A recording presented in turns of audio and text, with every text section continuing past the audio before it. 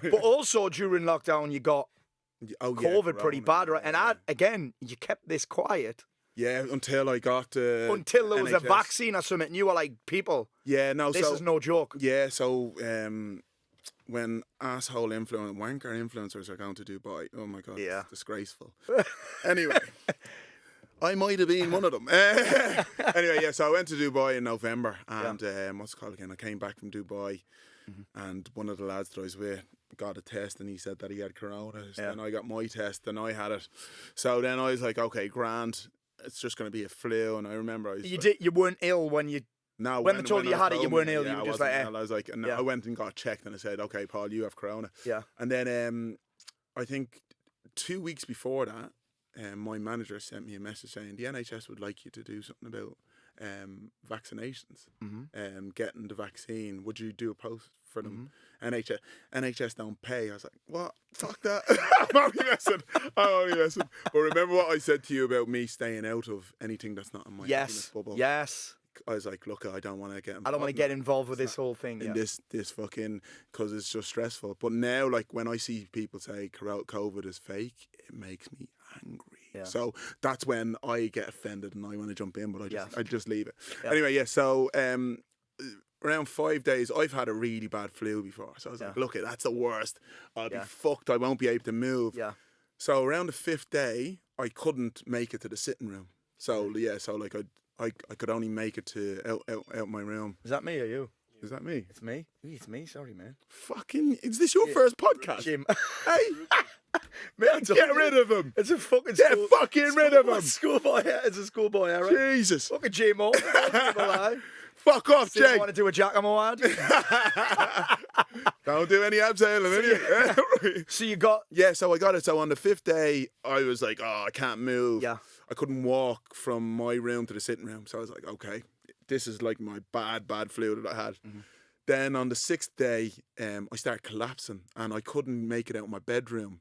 And my little brother was in the house and he had to go. I remember I'd never ask anybody for anything, but I asked my mate Josh Shepherd to like bring some Lucasades and Benylin and all to me door and just leave it at me door so my brother could like get out. Like, I'm talking about 5 meters. I'm talking about here to there is my front door. Yeah. Now, like 5 meters, but I knew I couldn't make it. Yeah. So then I was like, okay, just do that. And what I mean about can't make it is I couldn't breathe if I stood up. So then my brother saw me collapse and I had like, take my strong hand. I said, like, it was weird, man. I remember just looking at myself in the mirror and laughing because if I didn't laugh, I'd probably cry. Yeah. And I was just like real, like an old man. And my brother rang me ma and told me ma that I was fucked.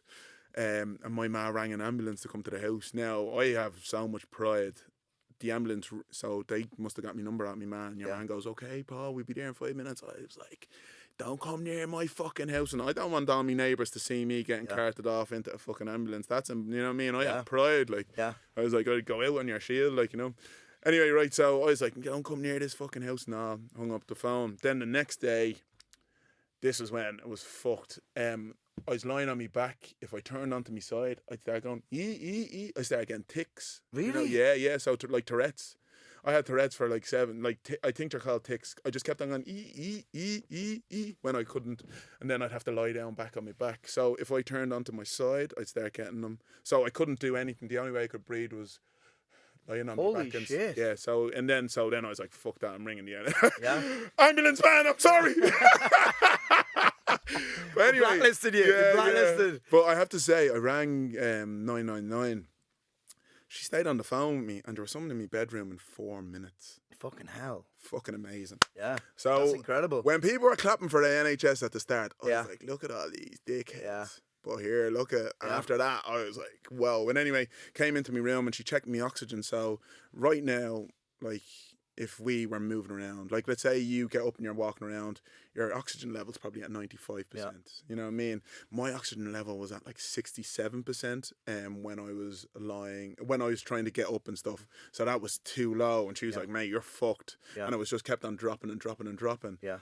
So she's like, let me get you out here now. And I just remember thinking, like, I thought I was going to die then. Did you? Yeah. I thought I was going to die in my bed, Because basically what kept on happening, I couldn't move that way. Like, even if I tried to do that, that's like, I'd be out of breath. Yeah, it was weird. It was weird. So I was like, fucking hell. Isn't there a higher likelihood of black people dying from COVID? I or think something? they say. I think there is. Yeah, I think it's like double or something. I didn't get it. I still don't. You didn't want to it. read it.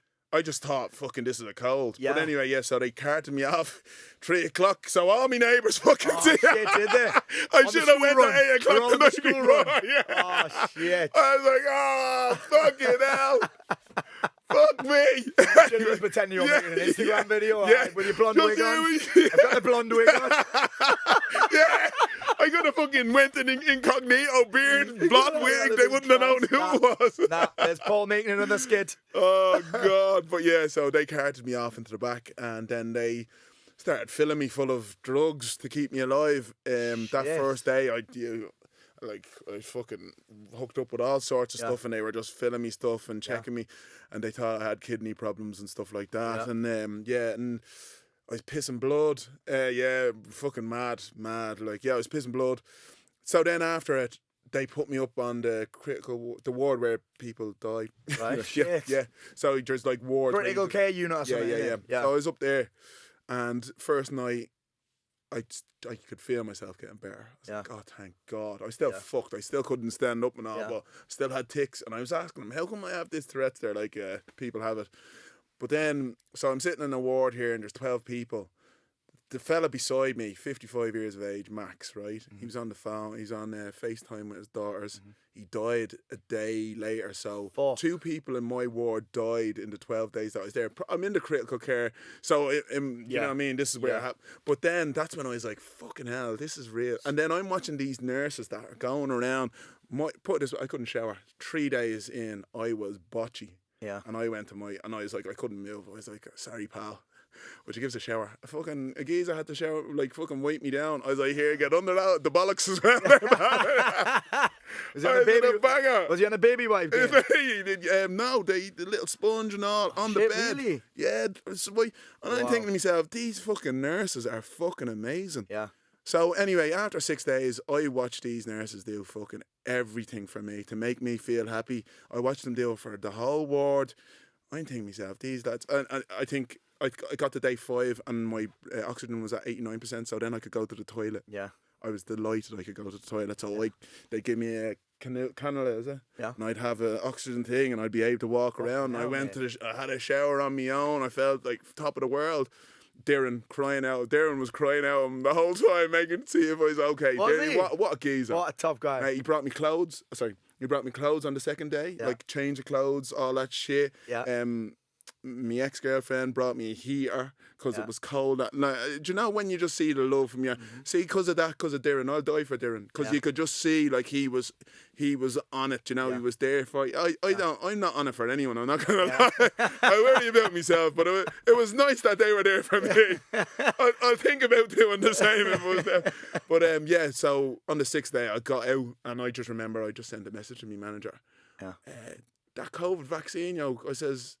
I'll definitely do that. Yeah. And then that's when I posted it and there was people are like, the vaccine, don't take the vaccine. And I'm like, you know what, you don't have to. I understand people feel they're forced in. Yes. I feel like this world thinks they're forced into stuff and they call people like me a sheep. Yeah. Because I get the same. I get asked every day. I'm like, I've had it. Yeah. I just didn't feel the need to take a photo of myself. Yeah, exactly. Or like, let's say you get in a tube now and people don't want to wear the mask. Oh, I don't want to wear a mask. Yeah. I wore the mask. I got here. You don't wear the mask, you don't get in the tube. Like, it's like just wear the fucking mask. Yeah. What is the problem? Yeah. Nobody's taking your rights to life. People think you're fucking in Guantanamo Bay. No, you live in fucking London. Yeah. You're having one of the best lives. Yeah. I just, like, some people just baffle me in life. So, so after that... They've got too many fucks to give, haven't they? I think that's the problem. They've got nothing else to give a fuck about, so they just give a fuck about... They give a fuck about what other people do because they haven't got enough shit going on themselves. That's exactly...